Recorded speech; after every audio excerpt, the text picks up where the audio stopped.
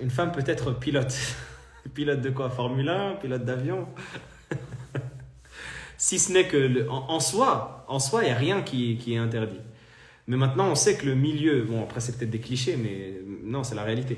Le milieu c'est un milieu qui est mauvais. On sait que la femme qui voudra être pilote, elle va avoir un dress code qu'elle devra obligatoirement avoir, à savoir des vêtements moulants, peut avoir même si elle peut garder le hijab ou pas, qu'elle va là être en promiscuité avec des hommes, etc. Là, on sait que ça va être dans ces situations-là.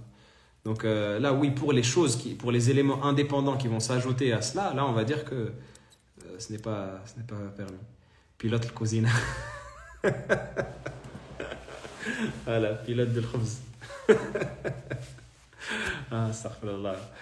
Après, les gens vont prendre cet extrait-là et vont dire « Voyez comment est-ce que l'imam est misogyne. » Ils essayent de cacher leur misogynie derrière la religion. Pourquoi est-ce qu'on serait misogyne? Ni misogyne, ni androgyne, ni ce que vous voulez.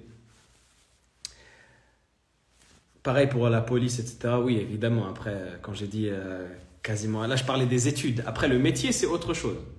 Il faut différencier entre les études et le métier. Les études, si elle veut étudier même l'aérodynamisme d'un avion de chasse, elle fait.